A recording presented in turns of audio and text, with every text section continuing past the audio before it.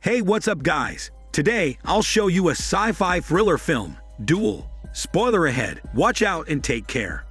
The movie begins with a man standing on a football field at night. He's wearing a gray sweatshirt, a camera is following his every move, and a silent crowd sits wrapped on the bleachers. Without warning, an arrow sails through the air from the other side of the football field and almost hits the man. He ducks behind a small table. A second later, he peeks out, only for another arrow to narrowly miss him. But the next arrow pierces him in the chest. The man gathers his courage and then breaks out into a run, intending to attack the person shooting arrows at him. He quickly darts across the field and tackles the shooter to the ground before punching him multiple times. When his opponent is dead, the light finally reveals his opponent's face, the same face as his own. The host of the duel approaches the man with the mic. She asks him whether he is the original or the clone. He replies that he's the clone and the man he killed was the original. The host nonchalantly congratulates him and announces that because he won the duel, he will now assume the identity of the original according to the law. Fanfare music erupts as the clone stares into the camera with a dead-eyed look. Elsewhere, a woman named Sarah orders some fast food takeout. She doesn't answer her mother's calls. She goes back home to her apartment and starts to pleasure herself by watching an explicit video. However, she's interrupted by her boyfriend's video call request. Sarah answers it and puts on a smile. She listens as he drones on about his work and his colleagues. She doesn't appear to be that interested in what he has to say. The boyfriend suggests that he can call her again before she goes to sleep, but Sarah lies, telling him that she will sleep early anyway.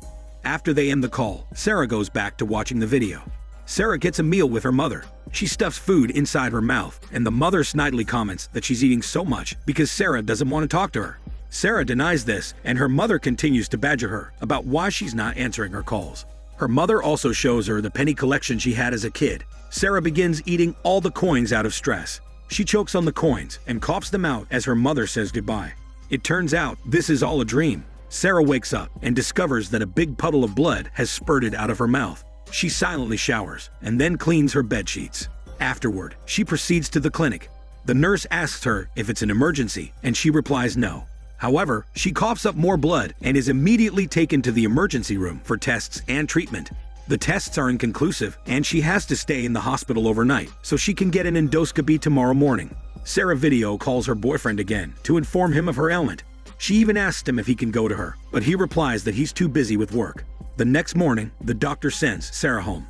The tests still haven't come back, but the doctor is certain that her condition is very serious. In addition, she's also not allowed to drink alcohol. But the first thing Sarah does when she gets home is crack open a bottle of beer. She lounges on the sofa and tries to contact her boyfriend. However, he texts her back, saying that it's very late and he needs to sleep. Dejected, Sarah bids him goodnight. 2 days pass, and Sarah wakes up that morning invigorated. She decides to go to the gym and work out. Afterward, she goes home in happy spirits and video calls her boyfriend. She cheerfully tells him that she feels better already. But her boyfriend's face is remarkably sad. He slowly breaks the news to her that her doctor had mixed up the contact numbers and mistakenly called him. She left a voicemail detailing that Sarah has a rare terminal illness. The boyfriend had known this for days, but he couldn't bear to tell her. Sarah goes back to her doctor, who confirms what her boyfriend told her. Much is still unknown about her disease, but the doctor is certain that she will die soon, and she won't feel anything. Sarah is in shock and hasn't even cried yet. The doctor is impressed that she's taking it very well. She adds that there's also an option for Sarah to clone herself. When she dies, the clone will be there to comfort her loved ones.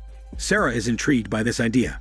When she gets home, she watches a video about the whole cloning process. She finds out the option of cloning is only offered to those who are dying. They will spend some time with their clones, so the clones can copy their mannerisms and learn their preferences and history. When the originals die, the clones will take over their identity and live their lives as if nothing happened. Sarah immediately calls the cloning company and sets up an appointment. On the way to her appointment, Sarah begins to sob. It finally sinks in that she will leave this world. Once there, Sarah balks upon seeing the price of the cloning service. The company representative assures her that she doesn't need to pay a cent. In fact, once her clone has taken over, the clone will be the one in charge of paying for the procedure in installments. Sarah agrees to the procedure. She spits in a cup to give the company her DNA. The entire cloning process only takes an hour. Before she knows it, Sarah's clone has already been finished, and they meet each other.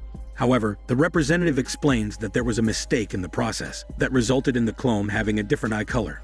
To make up for this, the representative gives Sarah a 5% discount. In comparison, Sarah Clone's skin is more radiant and her hair is shinier than Sarah's, who looks pale and gaunt because of her disease. On the way home, Sarah Clone asks Sarah what kind of music and food she likes or doesn't like. Sarah replies that she doesn't like French food or country music. Sarah gives her clone a tour of the apartment she shares with her boyfriend. She plans on introducing her clone to him soon, but she's still unsure if she wants to tell her mother about this, especially since Sarah hasn't told her yet that she is dying. They go in her closet, so Sarah Clone can try on her clothes. The clone remarks that she is one size smaller than Sarah, and she wants a different kind of style. Eventually, the boyfriend returns from his business trip and is introduced to Sarah Clone.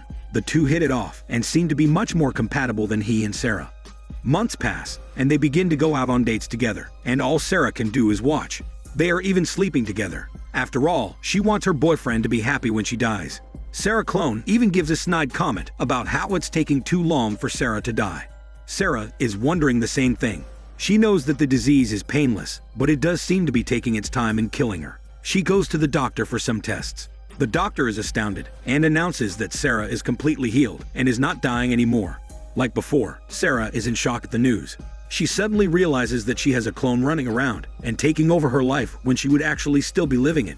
The doctor is concerned and suggests that Sarah go to the cloning company to get her clone decommissioned. The only people that are allowed by the law to have clones are those who are dying. Now that Sarah is no longer one of these people, her clone would be deemed illegal. Sarah heads straight to her mother's house. When she gets there, she discovers that her boyfriend and Sarah Clone are also visiting her mother. It turns out, Sarah Clone has been in contact with her mother for months now. Sarah blows up and screams that she will get Sarah Clone decommissioned and she wants her out of her life. The boyfriend takes her outside and she tries to kiss him, but he rejects her. He explains that he prefers her clone because she's much more hormone charming and not at all controlling like Sarah. What's worse, even Sarah's own mother prefers Sarah Clone. Some days after, Sarah Clone gets a lawyer and files a request to stay. She doesn't want to be decommissioned. Sarah discusses this with her own lawyer. He explains to her that her ex-boyfriend is asking her to move out of the apartment. On top of that, since Sarah Clone filed a request to stay, the state will be forcing the two Sarahs to fight to the death to determine who will be the remaining Sarah. Clones are usually decommissioned once the originals are no longer dying, but since Sarah Clone has been alive for several months already and has expressed a desire to stay, the state is honoring her request. The lawyer suggests that Sarah get herself a combat trainer so she can prepare for the duel that will be held after a year.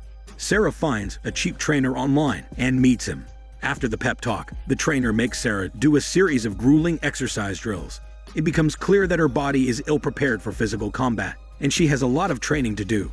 When the session ends, the trainer hands her a DVD to watch for training. She watches the movie. It's about a wife killing her husband. The next day, Sarah goes back for her second session. The trainer enlightens her about what will happen during the duel. He tells her the duel will take place on a field. She and her clone will each have a table with 5 weapons to choose from. But the trainer says that the most important weapon she can wield that day would be her own properly trained body. So starting from now, Sarah has to work out even outside their sessions. To really commit to her training, Sarah joins a hip-hop dance class and finds herself enjoying it. For their next session, the trainer shows her a series of pictures of dead people. She has to identify how they all died. Sarah gets almost all correct, except for a woman who died of poisoning. However, the trainer assures her that poison is rarely used in duels. Sarah also explains to the trainer that her finances have been tight recently, because she also has to financially support her clone. The trainer then says that she can pay him in other ways. In another session, the trainer sends her to a pathologist lab, so Sarah can get desensitized to death.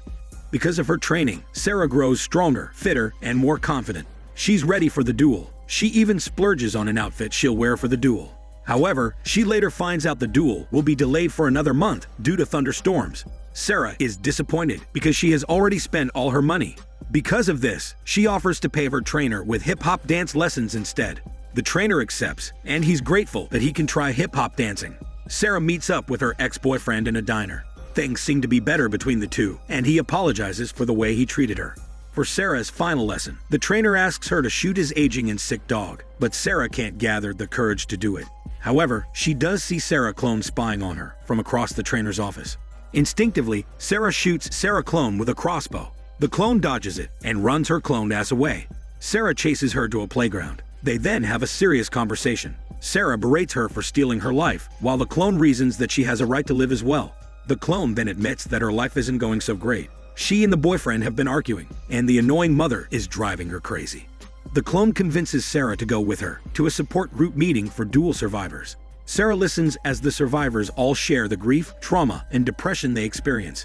Because of this, Sarah's heart softens toward her clone. She realizes it isn't fair that the system is pitting them against each other. Reaching a new common ground, the two decide to escape the country and live their lives. They plan on taking a hike through the woods and crossing the border. Before they start walking, the clone hands Sarah a bottle of water and reminds her to stay hydrated. Sarah opens the bottle and drinks a few gulps. They venture deeper into the woods. Sarah is cheerfully chatting with her clone when suddenly blood starts dripping from her mouth. The clone looks at her mournfully. The day of the duel arrives. Sarah arrives at the field with a limp. She informs the host that she's late because of car trouble. The duel is canceled. They conduct an investigation searching for the clone, but they can't find her. They eventually hold a trial, and both the boyfriend and the mother testify that she is the original Sarah. But she is not the original Sarah. The clone poisoned the bottled water she gave to Sarah before their hike. It turns out the clone found out Sarah failed to identify how people are poisoned to death, so she lured Sarah with the lie that she wants to escape with her so she can kill the original and take over her life. Sarah clone settles back into the life she stole. Both the mother and the boyfriend know that she is not the original Sarah, but they do not care. They even have her wear a contact lens to cover up her different eye color. Life goes on, and Sarah clone gets more and more depressed. Her boyfriend has become so cruel and patronizing toward her appearance. She's saddled with paying for the clone loan, and her mother is being so overbearing and emotionally manipulative. In an ironic twist, she becomes the exact person that the original Sarah was before she got misdiagnosed. But unlike Sarah, the clone cannot find a way to break free from her misery. The movie ends with Sarah clone driving to work. She sucks at driving, so her car is all battered. Her mother left her another voicemail. She's so miserable that a part of her just misses the connection she had with Sarah. The movie ends with her stopping her car in the middle of the street and sobbing in despair. This is Daniel CC Movie Channel. Stay safe and enjoy your day.